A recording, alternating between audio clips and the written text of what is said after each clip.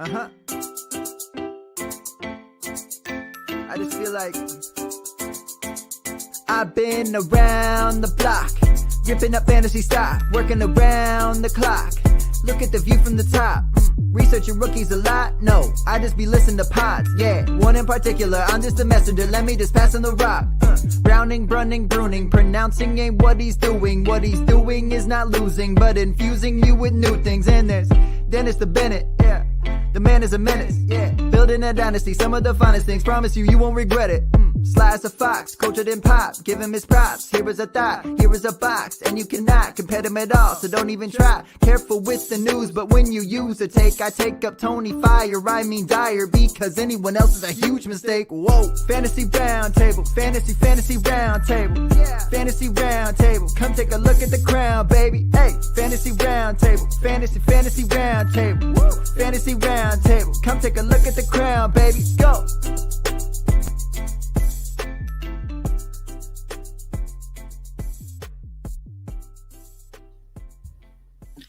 What is going on, everybody? We are one game away from having week 8 in the books, and if you're someone like me, that absolutely sucks because this has been a horrible week for fantasy. Matt, how did your fantasy weekend go, and how are you doing today? I'm doing pretty good. You know, ironically, a couple of the teams where I was actually trying to lose on purpose, I put in some players that I thought wouldn't be very good, and they exploded, which probably sums up why week 8 was a rough one for you. Yeah. I'm guessing you're not starting the Matt Patricia Frank Reich fan club right now. I'm not. I'm actually actively sending petitions out to get both of them fired. That's what I'm doing right now. Yeah, it's... Well, the Jonathan Taylor news, I guess we'll get to, makes a little bit more sense now with the news that came out today, but Swift makes absolutely no sense, especially when Carry-On gets a touchdown. Carry-On Johnson, like I saw that, I was like, yeah, at least Swift got a touchdown. I was like, no, wait, that's fucking Carry-On Johnson. Really? That's what we're doing here today, folks. In Detroit. The most probably amusing part is, you know, it's 24-3 at halftime of Denver's game with the Chargers. So I hit record and turned the TV off because I was pissed off and went outside to do Christmas lights for my wife. Yeah. And then I start getting texts like, what an amazing football game. I'm like, oh, Seattle must have done something cool against the 49ers because that was the only other game playing here. And I go back and I start watching the Denver game again. And I'm like, this game sucks. And my friend Matt, it was like, just give it a few minutes. Yeah. Well, hey, yeah, at least your team put up a competitive effort this weekend. You know, I'd love to say the same thing out of the team. I think I could have scored more points against Las Vegas than the Browns did. It was an all-around really shitty weekend, especially when you end up, you know, you consider yourself a quote-unquote expert, and you tell people all week long, I posted this in the chat, that, hey, Giovanni Bernard is going to have a great week this week, start him, he's a top 10 option, and then you try and get cute, and you play somebody else over him, and I end up losing by 12 points when Giovanni Bernard scored 21 points. 21. I could have easily won. I'd be sitting at 400 right now. I'd actually be sitting in 6th spot right now in the playoffs instead of dropping all the way back down to 11th because I will end up losing. And it's just, yeah, it's not fun. It's not fun. Makes me hate fantasy football so much. So much. Speaking of hating fantasy football, I imagine a lot of the New England Patriots fans are hating football in general at the moment as they lose to the Bills this weekend. Bills 24, Patriots 21. You win 15 titles in a row and 6 Super Bowls, and you have one mediocre season. It's funny. I'm not going to cry for you, Boston. Neither am I. But the funny thing is, and this just goes to show privilege, right? I was talking to a friend. I've mentioned it before. If you guys have listened, the guy who was going to come down to Texas for the Browns-Cowboys game, he streams a lot of stuff, and I was in his chat Friday just kind of talking football with him and all this stuff, and there were some Boston fans in there who were complaining about the Patriots season and the crappy year they're having. And I was like, bro, I've had 2 decades of bad teams, and you're complaining because you've had one. You've got like he was even talking about he's a Red Sox and a Bruins fan as well. So he's like, yeah, we've had like whatever it's been. I think he said it was like 12 championships in the past 15 years, something like that. I'm like, dude, I'd give my left nut right now for a championship in Cleveland in the next 12 years. Like, come on, bro. Seriously. So, yeah, they're spoiled. And so I don't feel bad for them one bit. I hope they suck for the next 2 decades. That's my personal opinion on that. Anyways, Newton 18 points, Damian Harris 16, and Jacoby Myers 13. Harris definitely looked good on Sunday. Had a nice 20-yard plus actually touchdown run. I feel like as soon as his words come out of my mouth, he's going to end up sitting on the bench for the next 3 weeks. But is Damian Harris becoming the guy for the New England Patriots backfield? I think so. He's gotten a good share. It hasn't always resulted in great results, but the Patriots offense in general has been pretty poor, but he seems to have a pretty consistent role. The big question will be the same thing that unfortunately plagued Ronald Jones when Fournette was out, is what happens when Sony Michel comes back. Do they love Harris right now because he's there, or do they love Harris? And that we'll find out a little further on, but he seems to be a more solid bet than Burkhead or James White, because White has been really traditionally made a lot of his points in the passing game, and they have no passing game. Yeah, it's obviously for someone, as I've mentioned many a times now in the past few weeks, someone who traded for Harris, I would love for him to have a good game here. He'd have been really great to play over Deontay Johnson yesterday, who got me a whopping 1 point as well, who was in that trade. I'd love to see it. We talked about it when he came out, me and Dennis, because I don't think you had joined the podcast yet. Like, we both liked him coming out. I thought he was actually going to end up being better than Sony Michel. We talked about this year being the year for Damien Harris. Not overall, because I did think Sony Michel was a talented back coming out, but the knee injury, he has the same injury as Todd Gurley does, which we heard them talking about on the Thursday Night Football game. That knee injury continues to bother him. I think the same thing's going to happen with Sony Michel. Whereas this definitely seemed to be the year for Harris to kind of take over the backfield if he was getting the carries. And it is nice to see him getting those, but I agree with you. It's something we kind of have to be worried about, because we know eventually it looks like at least Sony Michel is going to return. And once he does, what does that mean for Damien Harris? But maybe now you can go ahead and throw him in your lineups. I'm still not feeling that great about that. Let's see here. 49ers 24-20 over the Browns in the Super Bowl. Maybe. That's Paul. We have a Madden game tonight for the Super Bowl. He's the 49ers and I am the Browns. I think so, I was going to say, if you're picking it for real life, the 49ers may not hold up that end of the bargain.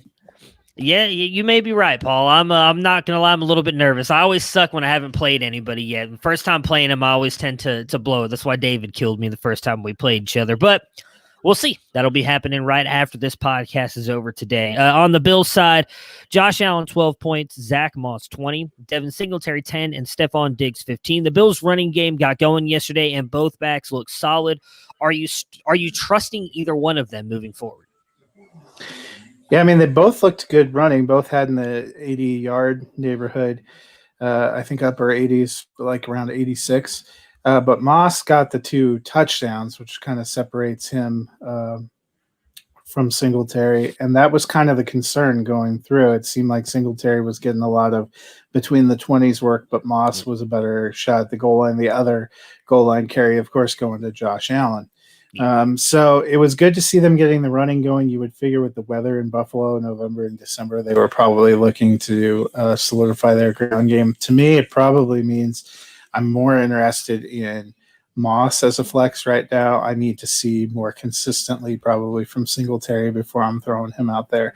Because 10 points is flexible, especially with the state of running backs right now.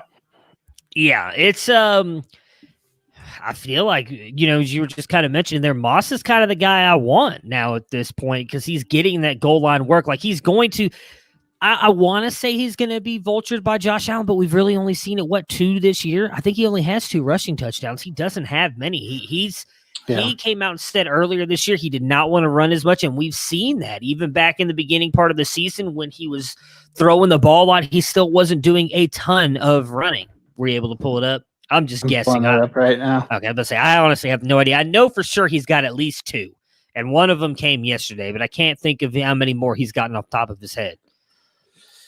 So, I know he hasn't gotten any since yesterday, since I traded for him. That seems to be the thing. I'm just going to let you guys know when I trade for players, and you guys need to know to avoid them as much as possible, because everybody I've traded for this year has sucked. He has 4 rushing touchdowns this year. Okay.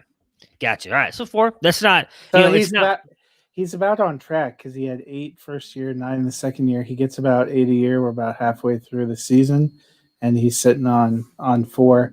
But the question will be, does his rate slow down a little bit? Moss was out for 3 or 4 games. Yeah. And it just doesn't seem like, even with no competition, doesn't seem like Singletary is the guy they're looking for in the red zone, because we had that game was against the Raiders where they threw TJ Yeldon in there when Moss was not available. So it just doesn't seem like Singletary is really going to be part of the goal line plan, which means if you're hoping he's getting a touchdown, it's going to be from probably 25 yards or better. And they don't seem like that kind of an explosive offense with backs. You know, we've had a couple long passes with Brown or Davis or Diggs, but it doesn't seem like it's not like Kamara back there who might break one for 45 yards and a touchdown.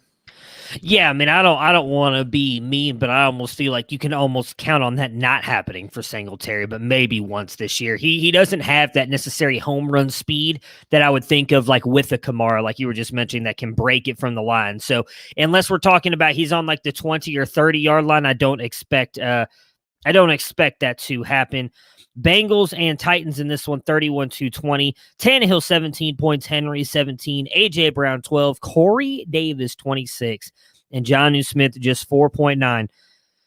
Should we start worrying about the Titans, number one, with them having a couple bad games in a row, but also Corey Davis quietly having that Devontae Parker fifth-year breakout? He has not gone under 11 fantasy points in a single game so far this season.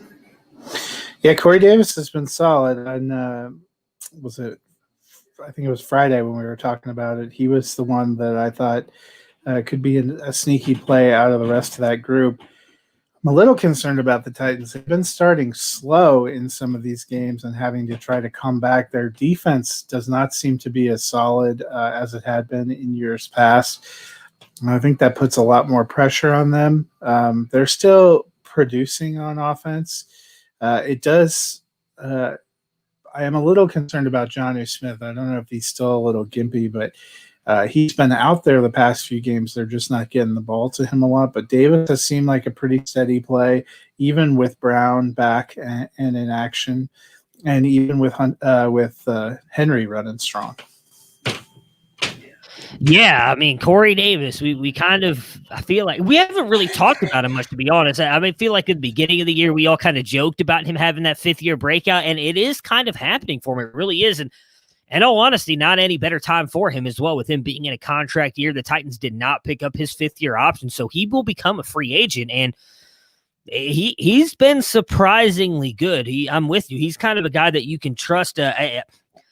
I'm not necessarily worried about the Titans. I wonder how much that 2-week layoff has kind of messed them up a little bit. You know, you would think that football players' 2-week layoffs would help them, but as something we've seen, and sometimes in the playoffs, those teams that have buys sometimes come in flat-footed because their training gets all out of whack, and especially this year, I mean, no practices look the same based on what's going on with COVID. But my biggest fear, I think, is Jonnu Smith. I was having that breakout season earlier this year that I was all excited about, and really has kind of fallen off the past 3 weeks. You know, I want to blame it on the ankle injury he got a couple weeks ago, but he got completely removed off the injury list earlier this week. So to me, that says he was good to go, and yet he still struggled to kind of do anything. And I wonder if maybe that has something to do with the emergence of Corey Davis kind of coming on stronger and stronger here.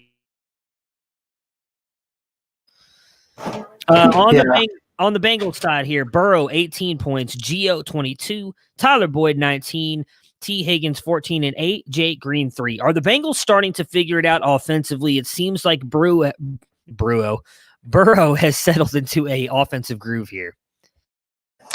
Yeah, and I think they've been pretty solid the last couple of weeks. We're seeing good production out of T. Higgins. He seems like he's solidified himself. Could be an every week start. Boyd has been very solid.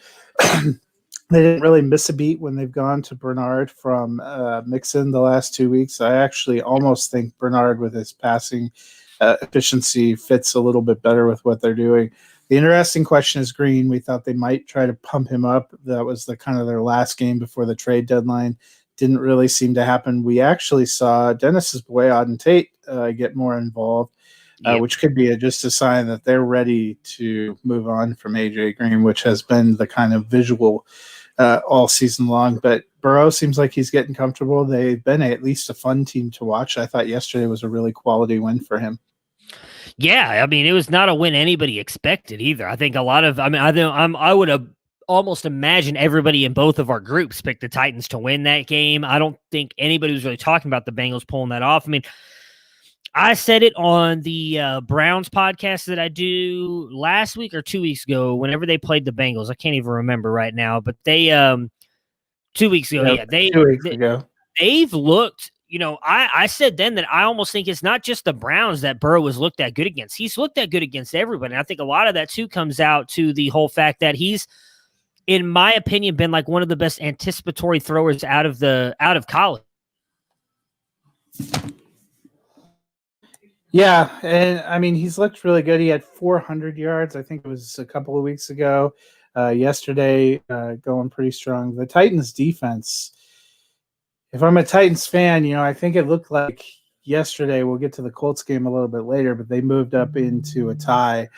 So the Titans are going to have to work to win their own division. That defense not looking super incredible right now. Yeah, I mean, they just made the trade for Desmond King, so we'll see if that helps them at all. That secondary, I think, has kind of been the worst part about it. It's one of those teams that I don't think we've talked enough about, that it seems like you can actually throw on them and get fantasy points, and your offenses can kind of get going against them, which is not something we saw last year. It's I wouldn't say time to panic necessarily just yet with the Titans, but yeah, it's going to be interesting moving down the stretch. But Cincinnati, it'll be interesting to see how much Gio gets involved now with Mixon possibly coming back this week, because I agree with you. He's looked really good in the passing game, but we've also kind of seen this as well out of Gio the past couple of years, where he steps in for why do I want to keep saying Burrow? He steps in for Mixon for a couple games and has like those really good games, but then kind of falls off. So I'd love to see him stay involved. The frustration too is not just that he's come in and looked good. It's that we've talked about Mixon had that one game where he exploded for 42 points.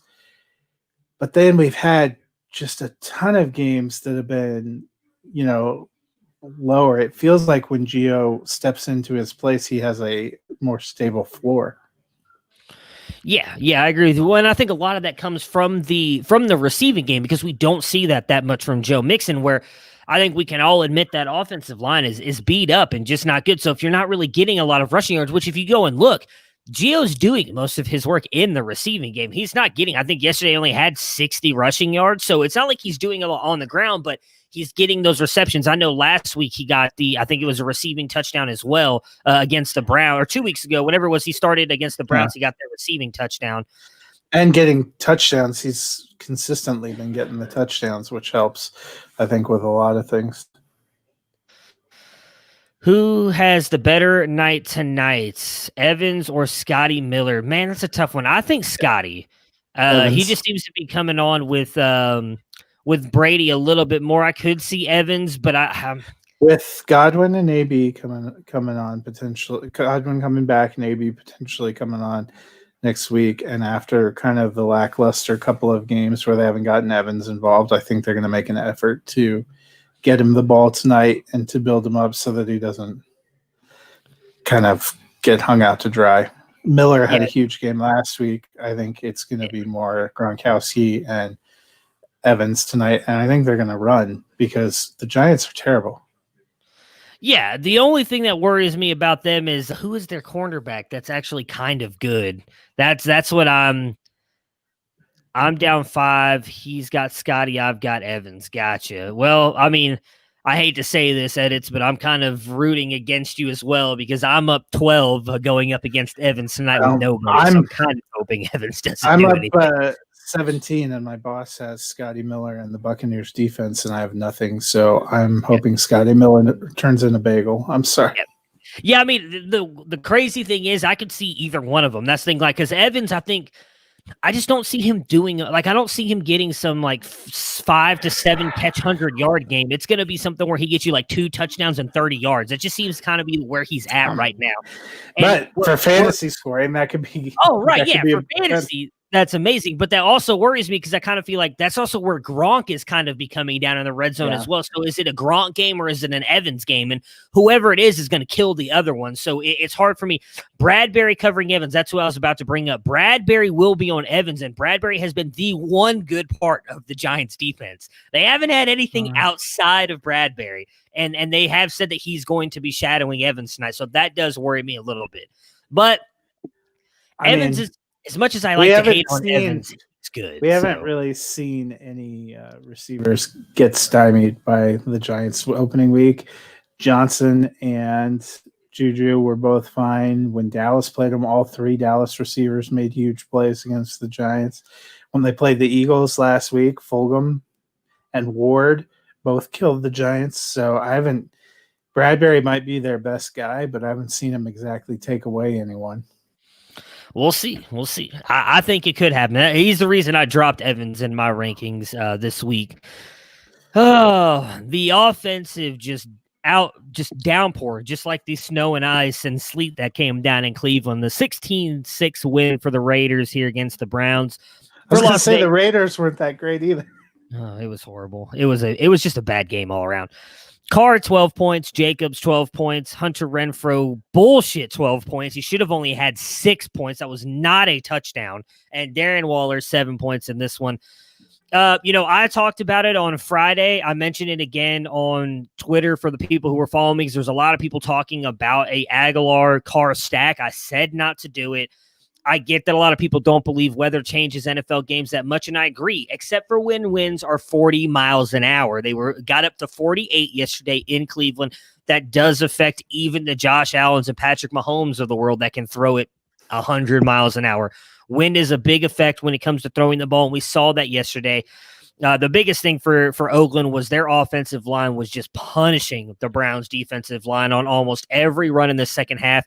They held the ball for almost 40 minutes. The Browns had, I believe it was like 13 minutes of possession time yesterday. It was bad. The Raiders controlled that clock. Hunter Renfrow, again, I think had a bullshit touchdown. It hit the ground and moved back up into his hand, but because they said that wasn't conclusive enough, they held it.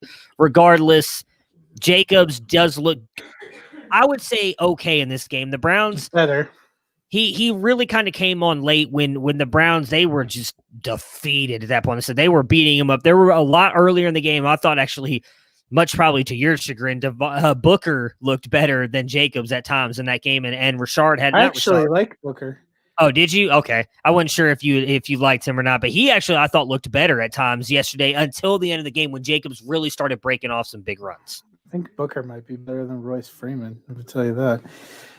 It's a couple of, if you're a Raiders fan, it was probably good, even if it came later in the game, to see Jacobs back up over 100 yards. And we talked about it on Friday. He'd only had 500-yard games in 20 games played. It's nice to see him going.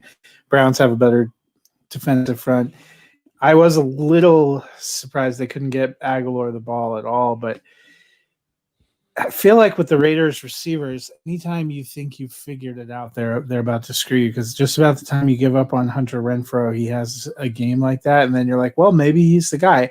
And I bet he has like 2.5 points combined for the next 3 games until he has some kind of bounce off the ground touchdown. But you're right, Aguilar probably for them has been more of a deep threat, and that wasn't the kind of game they were having. Carr only threw for 112 yards. It was not the Raiders won, but it was not an impressive offensive game for either team. Yeah, I would say if you someone who, if you have Aguilar, I would not be at all defeated or whatever by this game. In fact, the drive, I don't know if anybody saw it. I actually do think that was a touchdown. He threw a pass to Henry Ruggs in the back of the end zone, which was the play right after they pulled Aguilar out. Like, he was running in those spots, and then he came out. Looked like just to get a breath or whatever, and then Ruggs comes in, gets the break. So they were targeting him downfield early. The problem was that wind picked up bad. Like in the second half, almost the entire second half, it was sleeting. Winds got up to like 42 miles an hour. Then it broke a little bit in the third, and then right back toward the end of third and almost the entire fourth, same thing. So it was literally just a run game on both sides. I mean, that game was, I kid you not. So I go Central Time. Most games Central Time early window end around 3:30 to 3:40, give or take how many breaks you have in it. The Browns game was over yesterday at like 2:40. Like, it was over so quickly because that's all the teams were doing was running. Like, I don't know. When they went to halftime yesterday, there were still early window games that were like had 10 minutes left in the second quarter. Like, the game flew by.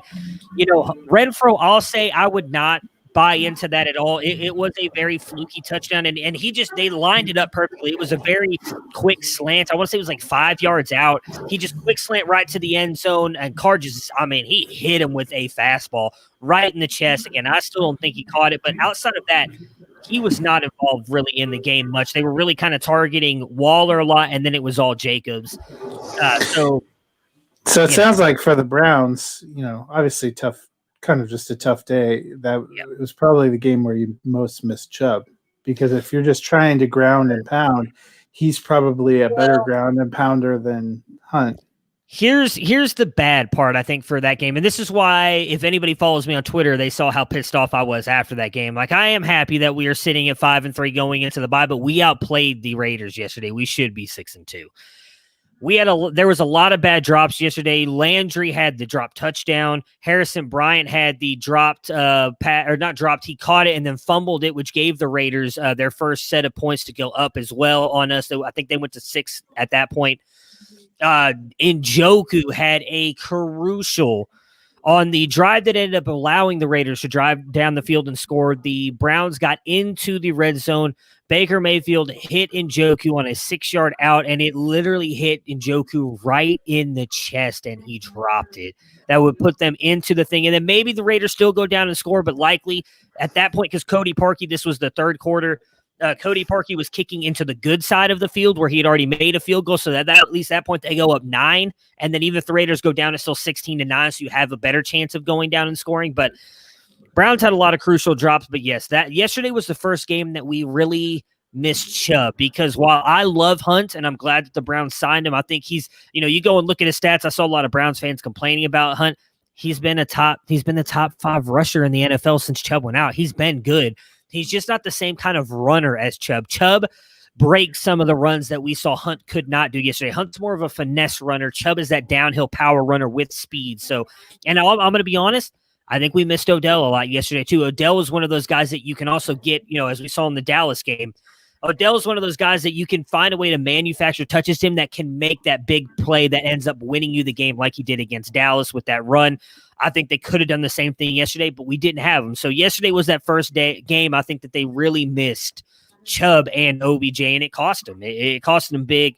Obviously, going into the bye, we'll see what happens. I still think you can rely on Hunt.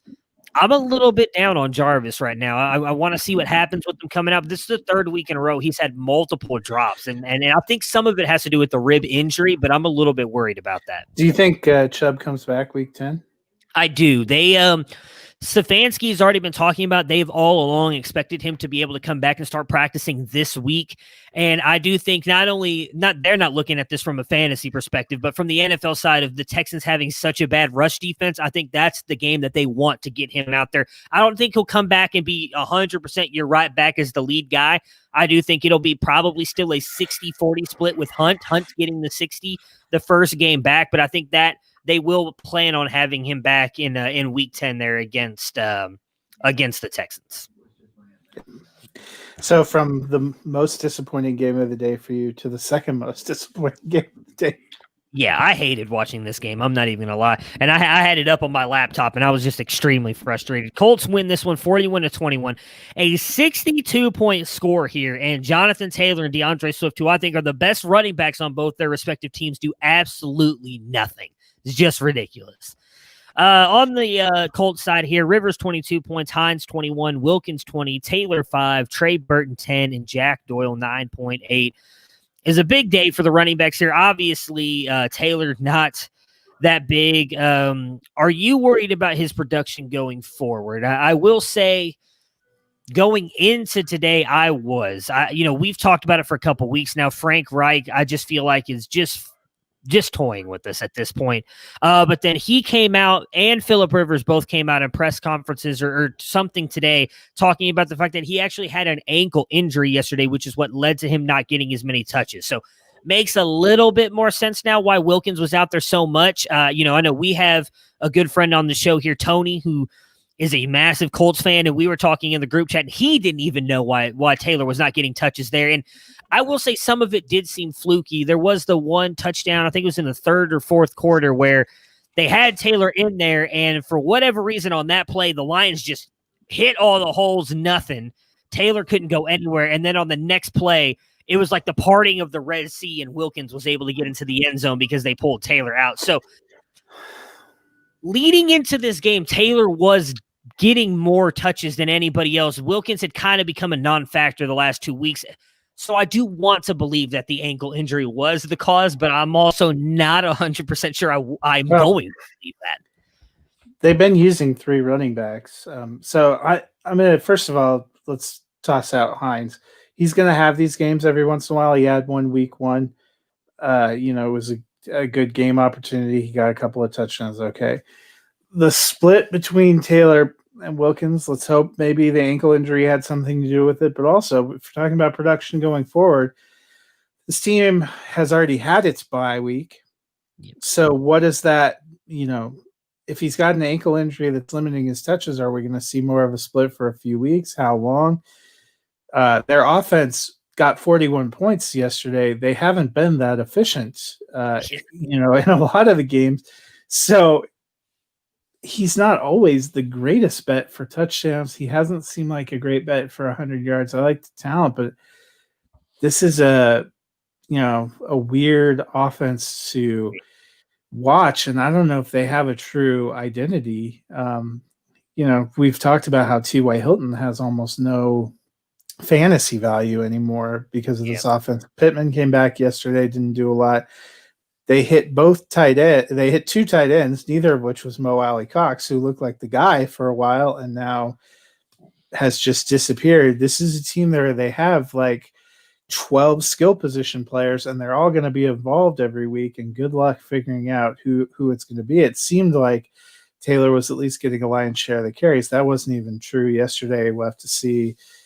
Watch injury reports, practice reports, but I know you had super high hopes that rookie of the year kind of hopes could be a top 10 running back. Right now, I'm not sure he's even tracking to be safely in the RB2 range.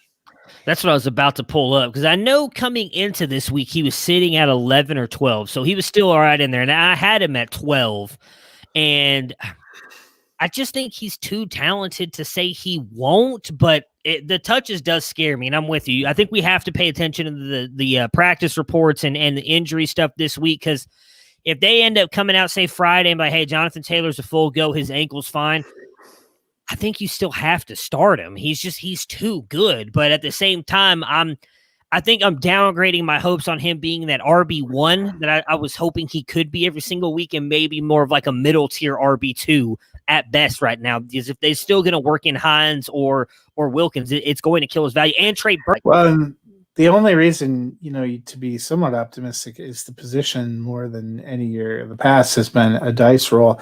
Outside of an Alvin Kamara or a Derrick Henry, you have not had a lot of consistency. Even guys that have huge ceilings like Aaron Jones are missing time. Ezekiel Elliott, you'd think he'd be just tearing it up. It's been tough. Ronald Jones looks like a world beater, so of course they give half his carries to Leonard Fournette's corpse. So, I don't know. That's the only benefit for Jonathan Taylor is he's not alone. Yeah, I mean, oh God, I don't even want to talk about fucking Zeke Elliott right now. That dude is just It looks like he's mailing it in. So this is half-point PPR, which I imagine is not going to change much for Jonathan Taylor because I know he doesn't have a ton of receptions. But he is sitting right now as he's dropped all the way to RB21. Now, he is only 16 points behind RB12 right now, so he's not far out of it. But obviously, James Conner coming on the way that he did. Ronald Jones, you've got David Montgomery, Darrell Henderson, Joe Mixon, Johnson. Miles Gaskin now has jumped up over him as well. So those are kind of the guys that have just kind of moved ahead of him of late, which all had decent games this past weekend as well compared to his 5-point outing. On Detroit side here, Stafford 22, DeAndre Swift 5, Marvin Jones 18. I don't even remember what this dude's first name. It's Marvin Hall, isn't it? Yeah, it's Marvin Hall. Yeah, Marvin Hall 15 and TJ Hawkinson 13. Tough day for the Lions here. We saw, even though Galladay went out with the injury, was not doing much beforehand either. Like he didn't do much before going out with injury, which obviously kills you. But Carry-On gets a touchdown here. Are we back to freaking out about Swift's usage again? Well, so 2 weeks ago, he had a big breakout, and they immediately said in the aftermath of that they needed to increase his touches, and he was the guy. And everything they've done on the field since then seems to indicate the opposite, right up to Carry-On Johnson getting the fantasy zombie touchdown there yesterday. So that's, he's in a terrible usage triangle. It definitely feels like vintage Patriots right now, where Jonas Gray's the man. He scored 4 touchdowns. We're of course going to go to him, and you never hear from him again. Yeah, again, another reason why I've sent that petition around the internet to fire Matt Patricia. Please sign it. The Lions piss me off in general. They look like a competent team sometimes, and you're like, hey, they're going good. They're making their run, and then they just left a brown streak all over the field yesterday. The Colts offense has not been good all season. You let them score 41 flipping points. Yeah, you didn't even let the Falcons score that many points. And I seriously am saying this and not a jest of because I like DeAndre Swift so much. I don't think Matt Patricia's a good coach. I think we've seen it for the past couple years. It's insane to me, and I'm probably going to get the name wrong. I'm really trying to remember who it was. Shit, who was their last head coach? Caldwell. Caldwell, that's right, Jim Caldwell. Jim Caldwell. He had them. Didn't he make the playoffs his final year? I think they got bounced in the first round. I know he had a winning record because everybody was kind of like, "Wow, they're firing Jim Caldwell after having a winning record there in Detroit and bringing in Matt Patricia." Now, go ahead. So he was 36-28, making him the first Detroit head coach who lasted at least one season to have a winning record since Joe Schmidt, who led the team from 1967 to 1972. His .563 winning percentage was the best for a Lions head coach since Buddy Parker in the 1950s. Yeah, I mean, he was good. And then everybody's kind of like, okay, because their defense was the problem back then too. Matt Stafford's always been putting up points. So you are right that his last year they went 9-7, but it was widely considered a disappointment because they missed the playoffs. Yeah, thanks to a mediocre second half. They got eliminated by the 5-9 Bengals. Yeah, but how close has Matt Patricia come to 9-7? No, he hasn't. He hasn't been good, but that's my point. That's my point, though. They considered a 9-7. It was Caldwell's first season. They were 11-5, made the playoffs as a wild card, gotcha. And then he was 9-7. So in 2015, they got off to a rough start, and he finished 7-9. So his worst record was 7-9, and in 4 years, he was over 500 3 times. I bet you are right that they look back on that and think we are dumbasses because what's Patricia's best record? This is his third season, right? His first season was 5 or 6. I think 6 wins the most he's had. Yeah, I'll look up this. Yeah, but that's my point. And that's my argument against it. I'm pretty sure, if I'm remembering correctly, at the time, because Caldwell's always kind of been known as more of an offensive guy, was okay, they're bringing in that defensive guy, right, to change the mindset because Caldwell's a player's coach, bring in a guy who's going to be rough and tough and play defense, and then the defense has sucked every single year. So they were 6-10 his first year, 3-12-1 last year. He is 12-26-1 as head coach of the Lions. Great move, Detroit. Y'all are looking really smart right now. So, yeah, I don't think it's going to end well. I mean, I know you and Dennis had them pretty high. I didn't have them. I think I had them right around 500, but I did not have them win the division. I did have them. That honestly looks like my worst pick of the. Well, I mean, there's a lot of people who like the Detroit Lions. Like I said, I wasn't that far off from you guys, but I had Green Bay winning the division. I had Detroit as the second team, which That's obviously doesn't look like that's going to happen with the way Chicago's playing. None of us were on Chicago, and I was lowest on the Vikings, which surprisingly enough, they beat the Packers yesterday. So that's, I know. Yeah, that's all right. We can move on to that well of sadness. Yeah, exactly. The Vikings 28, the Packers 22, Cousins 10 points, Dalvin freaking Cook, who of course I was playing up against in a bunch of leagues yesterday. Prayers up if you were playing against him because that was a bad beat. You know, I'll save it for a minute, but Dalvin Cook 48 points, Adam Thielen 5, and Justin Jefferson 5 as well. Cooks looked like an absolute beast. He always seems to do this against the Packers. So anytime, just if you own Dalvin Cook, look and see what weeks the Vikings are playing the Packers and just know you've got the dub that week because he's just unstoppable against them. But are the Vikings starting to turn it on? Do you think that was just against the Packers game? I mean, in my opinion, they haven't really looked great outside of this game this week. Yeah, and it seemed like they had sort of given up on the season. They started trading off players, and there was even some rumblings, are they going to try to trade Cousins? Are they going to try to trade Dillon and just kind of go all in on giving up on this year? And then they roll out there and Dalvin Cook gives you 4 touchdowns and just destroys Green Bay. Still, they're 2-5. And the NFC, honestly, I think 10 wins is a minimum to make a wild card. Because if you look at the NFC West, every team is 500 or better. You look at the NFC South, you have, Carolina has stumbled a little bit, but you still have 2 teams going up. Aside from the NFC East, there are a lot of teams that are kind of in contention, and they're still in last place in their own division. For as bad as we've talked about how Detroit has played, Minnesota is still freaking a game back of the Detroit Lions right now. So they still have a long way to come. They're 2-5. You would figure they've probably got to win at least 8 of the last 9 games if they want to make a serious playoff push. I don't know if we've seen that kind of consistency. Yeah, I don't think it's going to happen. I think they win maybe 2 more games. I haven't been in on them. Unfortunately, if they do win a couple more, Mike Zimmer's probably going to keep his job, which I don't think is smart, as I mentioned earlier in the year.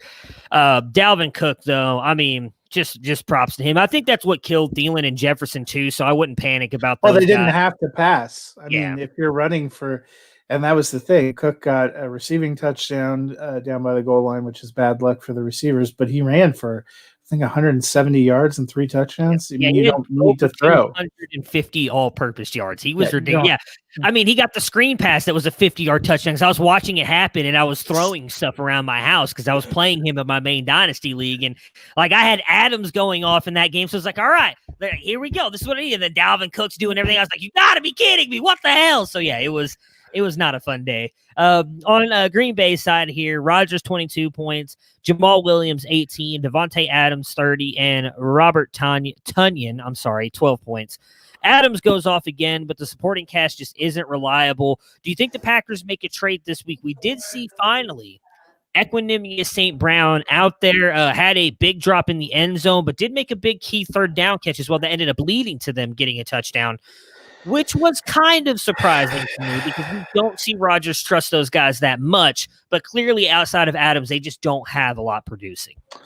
Well, I mean, he was thrown to Equanimeous St. Brown a couple weeks ago, too. The thing is, I don't think Equanimeous St. Brown or Marquez Valdez-Scantling are consistent enough.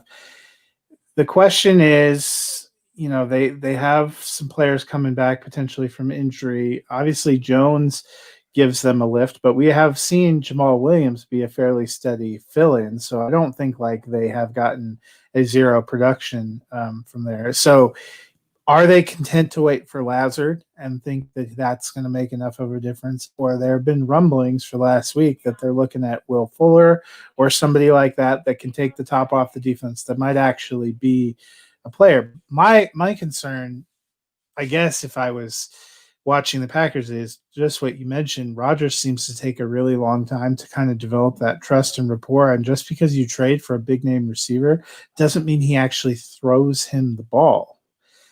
So would it be kind of a waste of a trade? We've thought, going back to the draft, that they needed to get another weapon in there. They looked like they were able to skirt around it early in the season. Lazard and MVS were making enough plays. But in a couple of these crucial games, they got buried by Tampa Bay because Rodgers kept trying to force the ball to Adams. Those interceptions, the one that got returned for a touchdown and the other one were to Adams. And yet yesterday they need some other kind of weapon, it seems like. And they don't have it. And maybe it's if Jones was there, maybe it is enough with the two of them, but it just feels a little thin to me for a Super Bowl contender. I mean, I'd love for them to trade Will Fuller because I think that just means Adams is going to be so much better because then you actually have to pay attention to Will Fuller. And I feel like that's what Aaron Rodgers wants is just to get that one-on-one coverage with Adams because Adams will beat it because he's such a good route runner and he's just going to keep slinging it to Adams. Well, and Jones will beat it too when he's in there. They use him in the slot too. If you have, I mean, that from that standpoint, it's probably worth it just to pull people off. I just don't know the other trade that I saw Green Bay fans pushing for after that game with the Texans is to get Randall Cobb back. Now, what makes that more interesting to me is you're talking about a guy who has been a decent producer the last couple of years, who has that rapport. Aaron, that's not trading for a guy from outside that Aaron Rodgers has to get to know. That's trading for a guy that he's had. He may not draw defenses exactly the same way as Will Fuller at first, but if he starts catching the ball and putting up yards, I mean, he went off against Green Bay. Yeah. And obviously, we saw a couple trades go down today. Nothing really big fantasy-wise. If anything goes down, we'll talk about it tomorrow. I think the deadline's at 4 Eastern. Yeah, so it should be by the time we go on the air. Yeah, it'll be over way before we'll probably go on our usual time tomorrow, 4:30. So, yeah, it'll be way over with by then, so we'll be able to kind of react to everything. Chiefs don't quite beat the Jets as much as I thought they were going to. 35-9. It was actually a game for quite a while. It got to a point where I was actually kind of hoping the Jets pulled the upset just because I was kind of it was getting interesting. But on the Jets side here, Darnold 7 points, P. Ryan 5, Denzel Mims 6, and Berrios 11. Is there anybody reliable to play on the Jets? I will say this. I really do think Adam Gase is just a horrible coach because Denzel Mims looked good in the first half, and maybe it was the coverage just taking him away. I don't know, but he seemed almost non-existent in the second half. Gase is not calling the plays anymore. I know, so that's the thing. Like, he gave play calling duty away, and they almost look worse. So maybe he wasn't exactly wrong, but you have a point about Mims. Somebody else pointed out on Twitter he had 2 receptions for 62 yards on the first 2 drives, and they targeted him 1 time the rest of the game. That's terrible. I mean, I don't think the Chiefs' defense is exactly that good. We've seen other teams be able to run on Kansas City. I mean, Denver ran all over them the week before. They couldn't get anything going with Gore. Pirine is not consistent. I still kind of like Crowder when he plays because he seemed to be a little bit matchup proof. He would get the 11 catches Berrios had, but he would actually be able to take it for more than 30 yards. I mean, that's Braxton Berrios basically had that Crowder game. He just got no yardage. But they look so bad, just so. They need a game with the Cowboys so that we can feel good about playing both teams. We'll be like, boys, this is the Trevor Lawrence Bowl. Get out there. Yeah.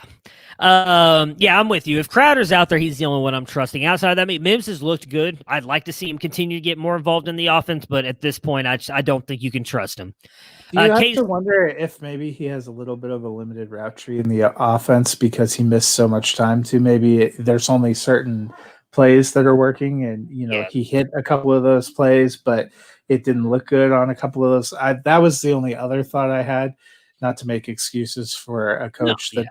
But the Jets look like they're mailing it in. We've talked about the Cowboys looking like they're mailing it in. The Jets, they don't have a pulse, and they trade anyone. Anyone who looks like they're a good player gets traded. Yeah, it's. Or I don't at even least know what to think. I honestly don't know what to think with the Jets. It's. Mahomes 36 points, CEH 6, Bell 6, Tyreek Hill 25, Mecole Hardman 22, and Kelsey 24. So I want to say because of all the passing, that kind of went out the window of the Bell revenge game there. Le'Veon Bell, I know it was you. You broke my heart. I'm giving you the kiss of death because And that revenge game narrative, I wrote about this in my Monday column. There were two big revenge game narratives about running backs facing their former team. Yeah. Le'Veon Bell was the third best rusher on his own team yesterday. I mean, 4 backs carried the ball. He had the third most rushing yards among backs. He ends up a little bit over CEH in points because he had those receptions, but that was incredibly depressing after watching him. Denver has a better rush defense, and he had 39 yards on 6 carries. But then the other revenge game when we get to Denver, Melvin Gordon, who they were like, he's going to tear up his old team. No, he ain't. Yeah. Yeah, I don't. I talked about it before. I did not think that this was going to be huge. I don't think any of us were really big on Bell taking much away from CEH. I said I thought it hurt both of them equally, and that really seems to be playing out so far. Yeah. So, unfortunately. As somebody who played both in several different places, I felt the pain equally. Yeah. Probably the most surprising game of the weekend, I think. Dolphins 28 over the Rams 17. Goff 10 points in this one with 4 turnovers. Or 4. I know he had 4 at least. Did he get any more? No, I think it was 4. Okay. Yeah. Henderson, who ended up getting injured in this one, just 6 points. But Robert Woods and Cooper Kupp come through for you in garbage time. 28 for Woods, Kupp 22. Is this just what we're hoping for now? A bunch of garbage time production forcing Goff to throw the ball? And also, if the Rams' backfield wasn't hard enough to figure out, Robert Woods is their best running back, apparently, because he's the one that gets all the rushing touchdowns like he did yesterday again. So, it was just, if you are Cam Akers truther, it was probably nice to see him get a few carries, but he didn't do a ton with it, and he's still clearly behind Brown and Henderson. I think he only got out there because of Henderson's injury. That'll probably bear watching. But the Rams, actually, their offense exploded. They put up over 400 yards. They just kept turning the ball over and not getting enough. I mean, if ever there was a game yesterday where the winning team looked like they should have gotten buried, it was the Dolphins. Yeah, I mean, I'll be interested to see, do you know, because I haven't looked much into it, do we know for sure what happened with Henderson, like how serious it is? Because I saw a couple of the Cam Akers runs, and he looks really good. I mean, but he had 9 carries and got 35 yards. I'm not incredibly blown away. He probably had a couple. I'm going to look and see if they have an injury update. I saw him on the injury list. He was listed as questionable, which made me think it's not incredibly serious, but who knows? I mean, this year for injury has been rough because guys that practice all week, he was forced from the game with a thigh injury. I mean, that sounds to me like a little bit of a bruise, probably. Maybe he got a helmet in the lower region. But that could keep you out or keep you limited for a week or two if that bruise doesn't heal up, because for a running back, that's where you're driving.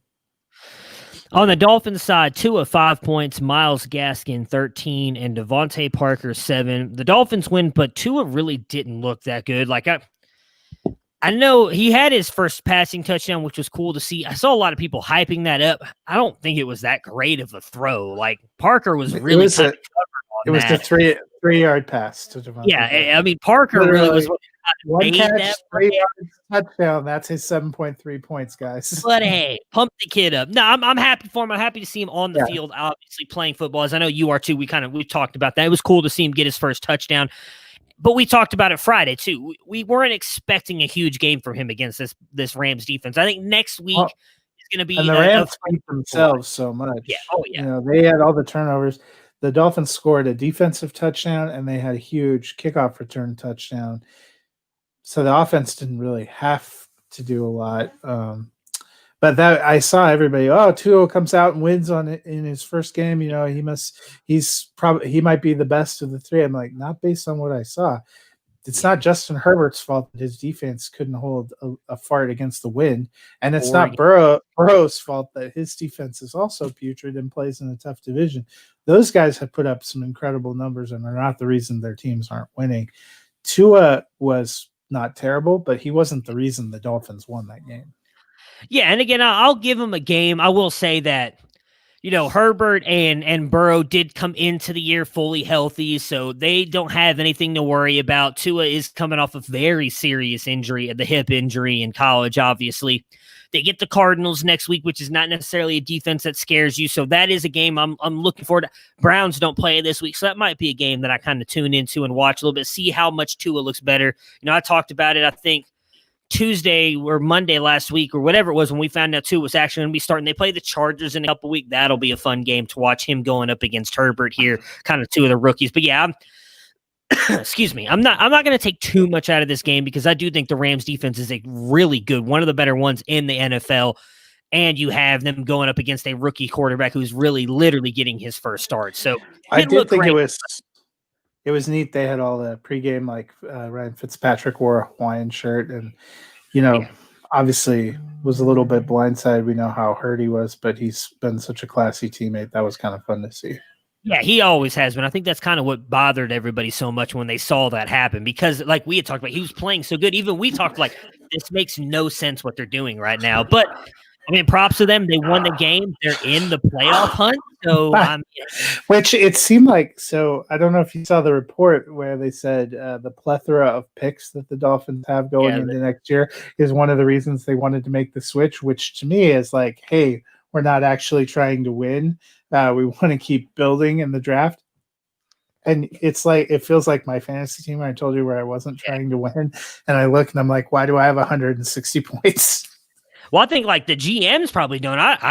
Brian Flores wants to win every game. I love that guy, man. Yeah. He is such a good head coach. I think he's already, and I hate to say this because as soon as I say this, I'm going to curse him and the Dolphins. But I feel like already he's proven he is the best guy coming off that Bill Belichick tree. He's better than what Bill O'Brien's. Well, maybe I should give Bill O'Brien a little bit of a credit there. He's been good. You have to see him in the playoffs before you can really do it. Because Bill O'Brien had his teams frisky in the regular this year aside. Bill O'Brien was not a good GM.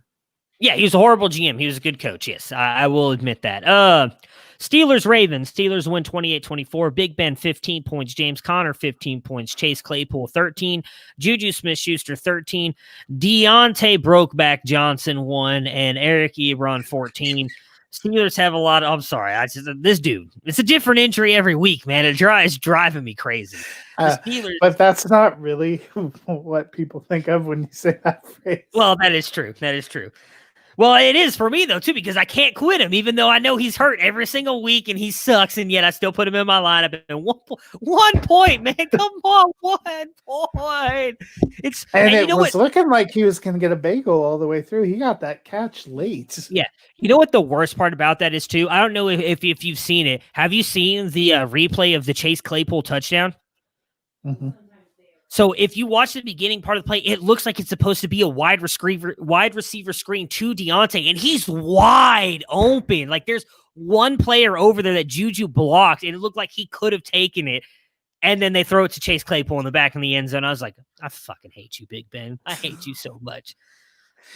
Anyways, Steelers have a lot of weapons here. Is there a Steelers receiver that you are sold on week to week that you will have in your starting lineup?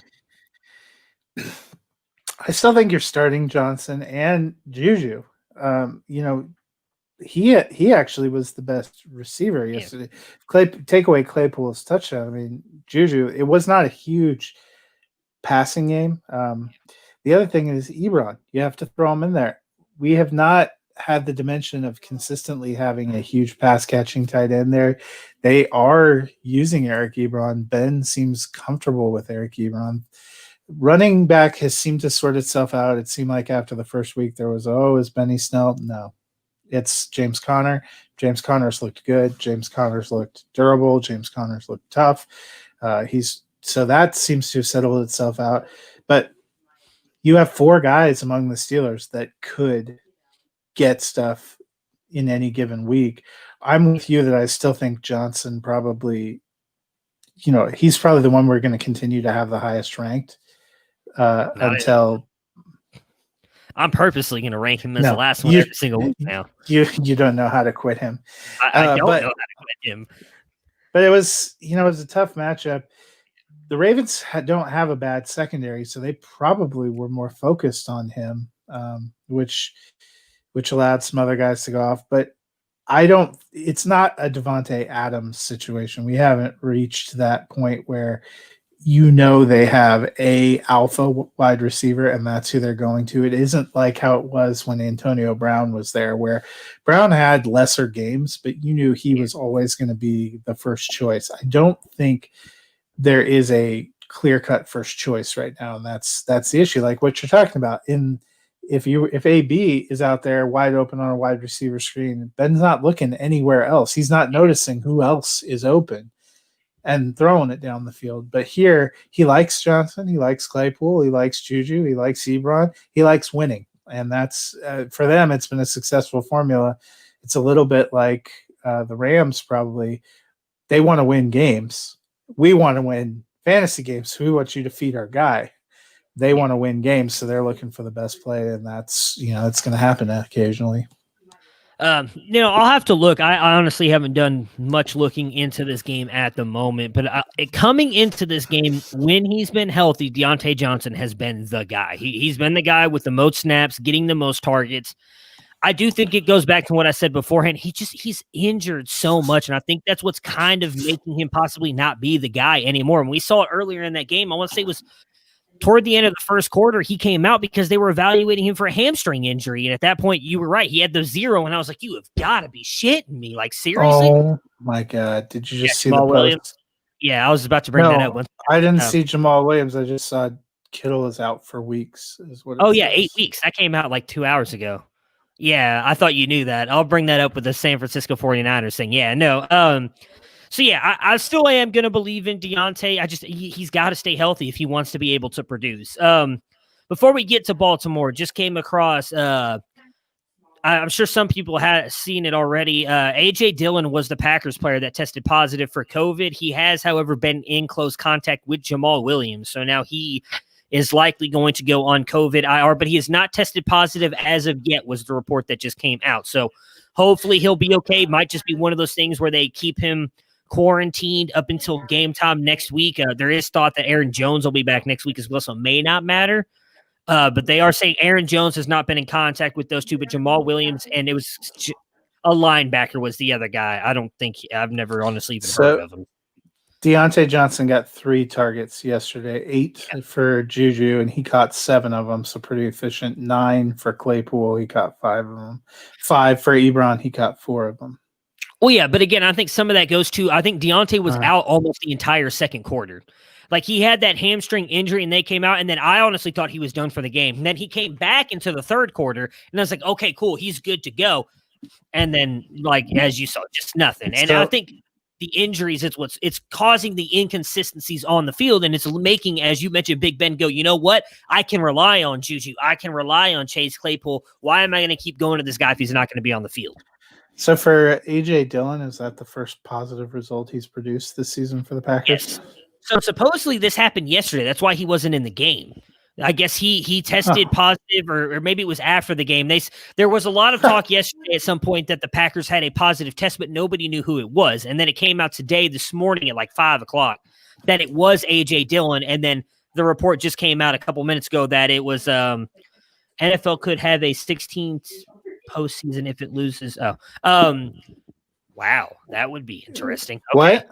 NFL might go to a 16-team postseason depending on how COVID plays out the rest of the year. So that's adding another playoff team into the mix there on both sides.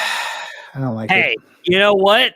After the Browns lost to the Raiders yesterday, I'm loving it because I feel like that game's going to cost them a playoff shot if it's 7. So Baltimore side here, Lamar 14, Dobbins 13, Edwards 14, Marquise Hollywood Brown 7, Willie Snead 15, and Mark Andrews 6. The Ravens passing game had its up and downs in this one. The running did look better, which I think goes to J.K. Dobbins and how good he looked.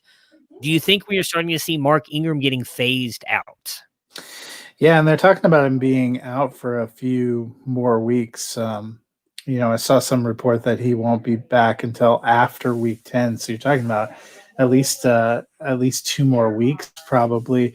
But they weren't really effective, or Ingram wasn't really effective with the carries. We saw when he went out with an injury in week 6 that Gus Edwards seemed to pick it up and do pretty well, and he did very well yesterday. Dobbins looked really good. I think the Ravens need some kind of spark on offense because even though they've had a decent record, they have not had the greatest offense. They've been tough to watch. They need some kind of spark if they want to get back in the playoffs, somebody other than Jackson, because clearly teams are really focused on Jackson now, and he's not having those high highs that he had last year. Defenses are catching up and figuring some things out. But I thought those guys provided a spark against a pretty good defensive front for Pittsburgh. So I would think if they can keep that rolling, that's going to be the plan.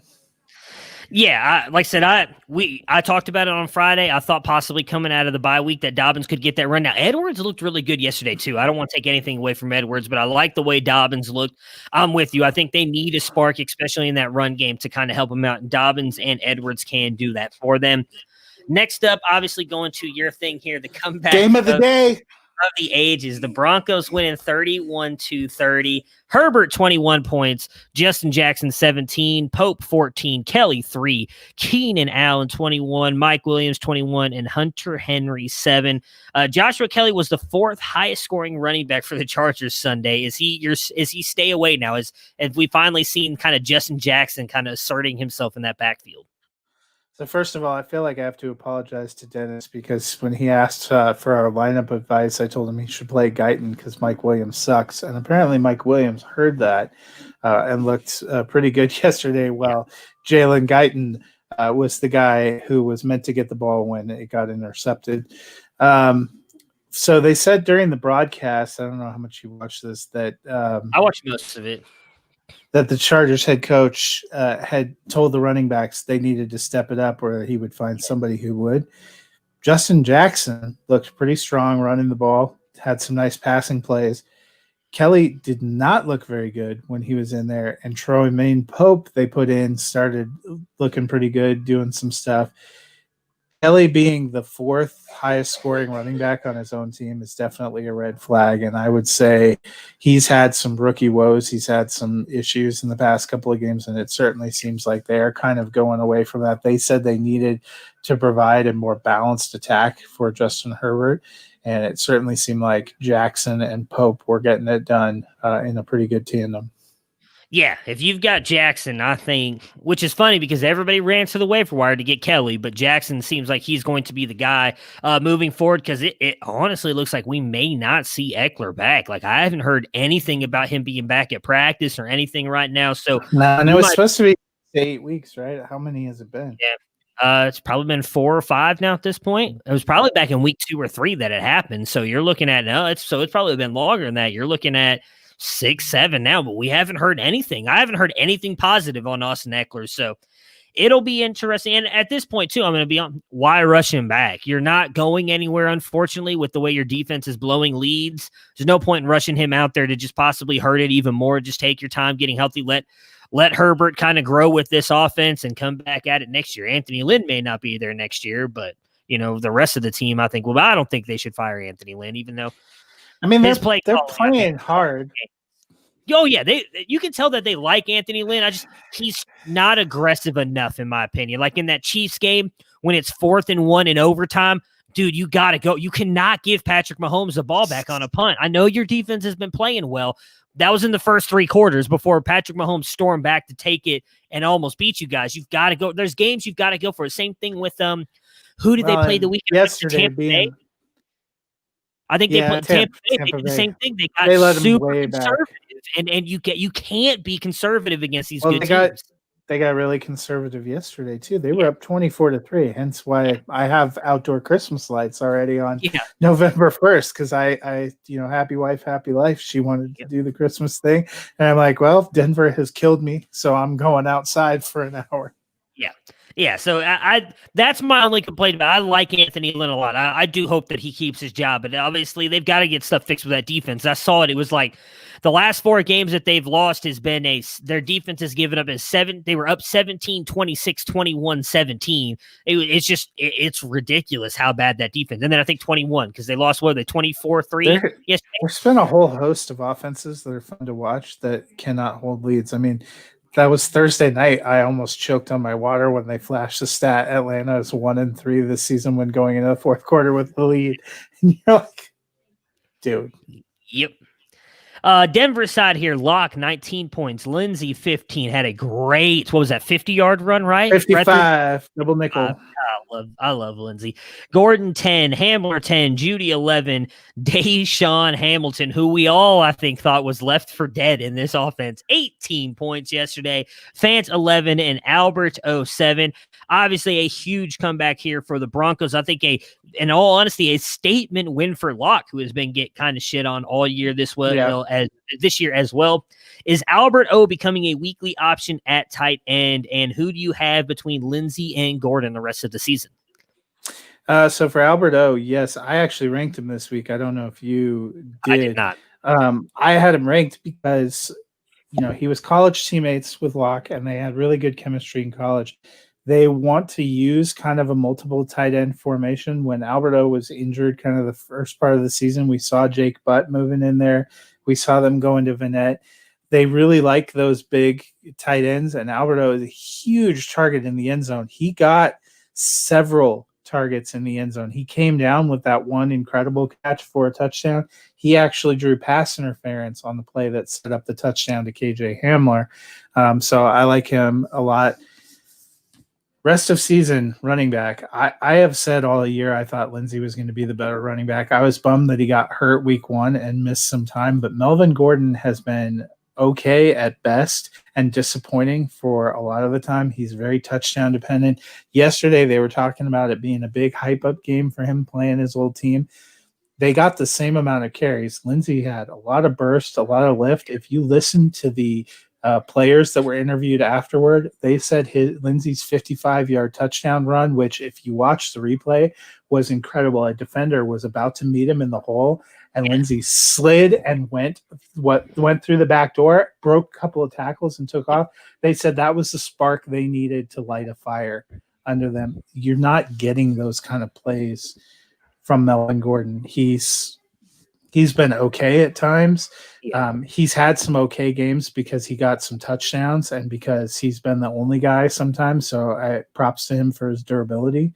But Lindsey, I think what really killed them in that game against Kansas City was Lindsey getting knocked out with a concussion right before halftime, because he had 9 carries for 70 yards and was really kind of gashing the Chiefs and trying to keep them honest. And yesterday, just some huge runs as part of that comeback and got Locke fired up. After that touchdown, you saw Locke come out and he does his little dance when he's out there. To me, some people say that's cocky. I think that it probably is a little bit, but to me, that's when he's into the game. He's like feeling it. And then you see him just start to pick up, and it was fun to watch. I agree with you about a statement game, because there was a lot of comments in the first half about, how does Denver feel about Locke watching Justin Herbert destroy them on the same field? Because John Elway has liked Justin Herbert for a couple of years. That's why there was some question about whether he was going to make a move and take Locke the draft before, or whether they were going to try to play to get Herbert. Obviously, we played too well in 2019 to get up high enough to get him. But I thought he really came through and he looked a lot better. He made a really poor interception. He's got to cut those down, but seeing some growth, seeing some leadership, seeing some heart, some spark, that puts him at least a little bit above some of the rotating guys we've had in there since Manning left. Yeah, I liked it from Locke, and I mean, you're preaching to the choir when it comes to talking about Lindsey. I love it. I love that run too. I mean, to see him, like you said, miss that tackle in the hole, which, could have caught. I don't think he'd have fumbled or anything, but it was going to go for no gain. And then to break multiple tackles and then take it 55 yards was awesome. I love me some Phillip Lindsey, and I was happy to see that happen. Saints Bears, which ended up being a good game yesterday. Saints 26, Bears 23. Breeze 19 points, Kamara 25, Traquan Smith 9, Jared Cook 16, and Taysom Hill. I don't know why I wanted to call him Jared Hill. Taysom Hill 14 points.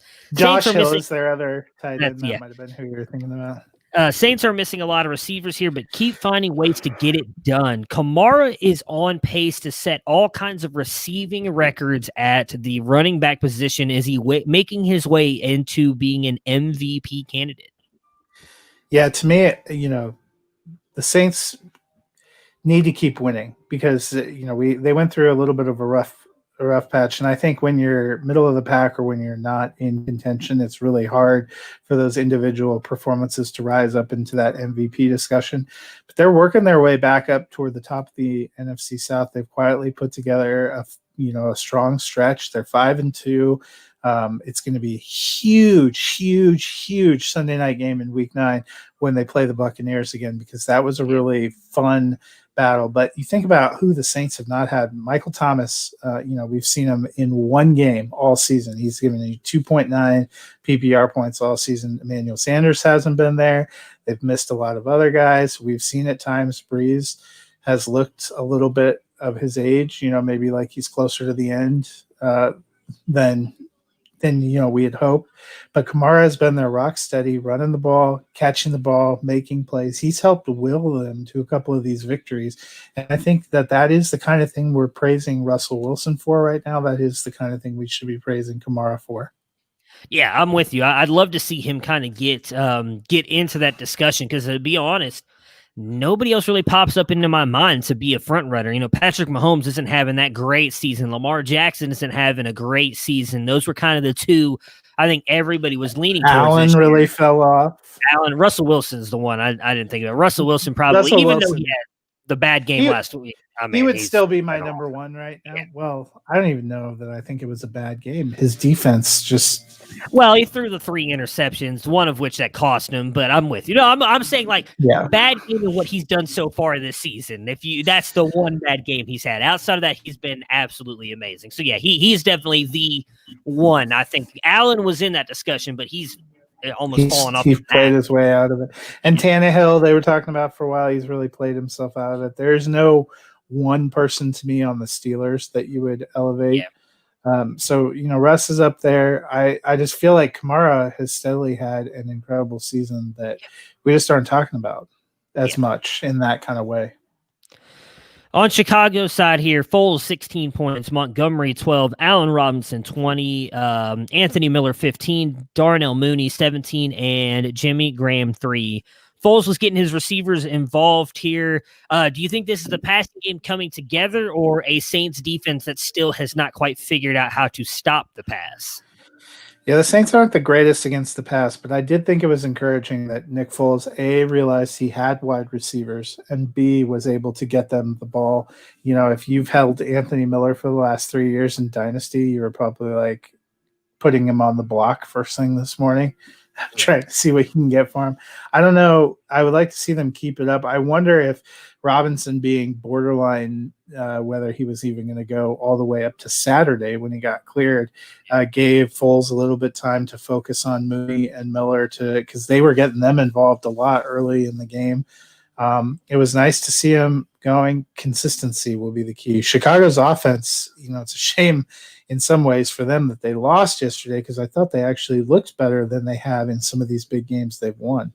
Yeah, that offensive line is what's really kind of holding that team back, in my opinion. Yeah, I mean, I've mentioned it before. I think Dennis really likes him as well. I've really liked what I've seen out of Darnell Mooney. I think he's going to be a guy that can really kind of step up opposite A-Rob, assuming they keep him. I don't know why you'd let a wide receiver who's that good go, but we'll see. A-Rob just continues to ball out. I love that guy. Seahawks 49ers. Seahawks win 37-27. For the 49ers, a bunch of injuries in this one, which we'll get to in a minute. Jimmy G, though, 1 point. Nick Mullins comes in for him and relieves 17 points. Hasty, 10. McKinnon, 13. Tevin Coleman, 2. Brandon Ayuk, 23, Kendrick Bourne, 16, and, of course, George Kittle, 5. With the injuries, we've seen Jimmy G. That ankle injury is clearly not any better. He is going to be out for multiple weeks. And, of course, the big one, after x-rays looked negative, they did some kind of MRI on Kittle's foot. He has broken bones in his foot. He will be out for at least 8 weeks. So basically, that's the rest of the regular season. Yeah, he's done fantasy-wise. I'd imagine he's going on the IR at some point here within the next couple days. So dynasty leagues, at least I would assume you have IR, you can drop him to your IR at least so he's not eating up a spot. Redraft, he's done. I mean, they're saying at least 8 weeks. So you're looking at he's not coming back till maybe week 16. And I would think with them saying at least 8 weeks, you're not seeing him back at all this year. We will see Kittle back if the 49ers make the playoffs in the NFL. Fantasy-wise, he's done for the year. So with that being said, we know it's going to be Nick Mullins next week because the report on Jimmy G says at least 2 weeks, I think, is what expected to miss 2 weeks. So you got Nick Mullins. Is it just Ayuk? I mean, Ayuk's been amazing, and I think for me, that's the only player I trust. Debo's on the shelf, Mostert's on the shelf, Wilson's on the shelf. It looked like Coleman got injured again yesterday coming back off IR. So, and I don't know what they're doing with Jerick McKinnon. I haven't seen any report that he got hurt again. I guess he came back in garbage time and got some receptions, but for a lot of the game, it was like, does he even exist? Is this another redshirt game for him? So running wise, they've found ways to get guys to produce, but trying to pick who's going to be the guy that produces is tough. Ayuk has actually looked like he's developed into a solid number one. Kendrick Bourne is another guy to me that has looked pretty good. The only hesitation I have with that is we've seen Nick Mullins come out in relief and be really good and have a really good game and then fall into a toilet, and CJ Beathard come in and then fall off the cliff. For a receiver, unlike a running back, you have to rely somewhat on the guy being able to get you the ball, and that's, I want to believe in Ayuk. San Francisco, what a bummer of a season for them. Yeah. I'll believe in Ayuk just because I believe in Shanahan finding a way to get him the ball. He's clearly going to be their best weapon on offense. Bourne, I liked what I saw out of him yesterday. I think Mullins affects him more than anybody else because Ayuk, they'll get him. We saw his first touchdown of the year came on that rushing touchdown. Like, they'll find ways to get Ayuk the ball that I think he'll still be kind of fantasy relevant. Everybody else, though, with Mullins being back there, does worry me a little bit because we don't, as you mentioned, we don't know if we're going to get the stud-looking Nick Mullins that we saw yesterday that people were talking about replacing Jimmy G for the future, or that guy that we saw back in whatever it was, week 2 or 3. Yeah, against the Eagles. Got you like negative points, and they had to bring in CJ Beathard. So that's the biggest thing that worries me for anybody outside of Ayuk. Running game-wise, I'm with it. Was a little bit of a surprise to me that Mullins was still the clear-cut number 2 for Shanahan because the last we saw of Mullins, he got yanked for Beathard, and then Beathard also displaced Jimmy G when Jimmy G came back that week afterward. Yep. So that's the other thing. I'm glad they said they committed to Nick Mullins. See how long that lasts. Yeah. For running backs, I'm with you. I'm not trusting anybody right now. I want to see. We just have to keep watching to see if anything comes out on McKinnon, but I don't think he was hurt. Like I said, I know he came in late and got that touchdown. I didn't see anything on him. I guess I would say at this point, Hasty's probably the better decision because Coleman's already hurt again. He came out and had like 2 runs. One of them was a good run, and then he got hurt again. So, yeah, and did you see what I'm going to see if I can find what Coleman's injury is? Again, it was just surprising because he came off IR. So it says he has a knee injury. Isn't that? And now he's listed as doubtful. So yeah. I think they said when it happened in the game, because I was flipping back and forth between that and the Denver game. So when I was flipping back and forth between, I want to say that they said in there, like, when it happened, they're like, they had already pretty much said he's done for the game at that point. But I didn't see what happened to him. So Jimmy G says now at least 6 weeks, could miss more time if they decide they have to do surgery. So he's probably done for the year too. Wow. So honestly, I would say it's Ayuk. San Francisco is probably a fade. Oh yeah, they're done. I think, like I said, for me, I still trust Ayuk, but outside of them, I'm just kind of maybe hasty because I believe in Kyle Shanahan. But outside of that, like, I don't think you can go 2-3 deep on this team now. At that point, you're done. Somebody is going to produce as a running back. So Coleman likely out. You would think it's clarified. At least it's only Hasty or McKinnon, and probably and the way San Francisco plays, it's typically at least 2. So you'd think both would have a role. They're in a brutal division too, so it's not like they face the easiest schedule. On Seattle's side here, Wilson 28 points, DJ Dallas 22, DK Metcalf 40, David Moore 13, and Tyler Lockett 7. DJ Dallas looked really good in this one. Do you expect him to get a role moving forward when Carson comes back? I think he certainly could. He looks like he's got good receiving chops, and that's something. I mean, Hyde's an okay receiver. Carson's actually had some decent receiving work this year, But I kind of think the combination of Carson and DJ Dallas might be a more effective pairing than Carson and Hyde. And Hyde has struggled with injury. I was thinking about this the other day. Have we heard any updates about Rashad Penny? I did. Last week they were saying that he's still a couple weeks away. He's still finishing up getting. I don't think he's been able to take hits in practice or something. That they were saying after. When was it? Because they've already had their bye, right? So maybe it was week 10. I think is what they were targeting for him, if I'm remembering correctly. I'll go back and look because I had it saved because I was looking at it because I actually have him on a couple dynasty rosters I stashed just in case because I wasn't sure what was going to happen. But yeah, I'm with you. I think DJ Dallas, he looked really good yesterday with getting the ball. I think Hyde and Carson are too similar that I think DJ Dallas could kind of come out and have a role because he's so opposite of those guys and really kind of establish himself as a change of pace guy and a receiving back. Yeah, and we've seen Seattle do that in the past. I mean, they use CJ Procise for that sometimes. And Dallas, I thought he looked good, and I think he's a guy that they would like to get more involved.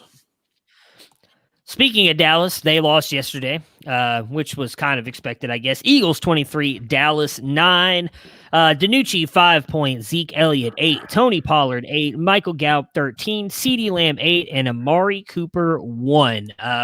We're expecting now. They did say that Andy Dalton should be back by week 9. Not that means much with as bad as he's looked so far, but with Dalton out there, DiNucci out there, whichever.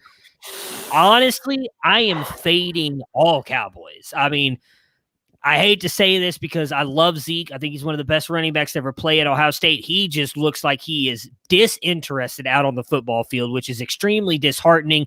You would expect someone of his talent and caliber to kind of be the leader, to step up and be like, guys, let's go.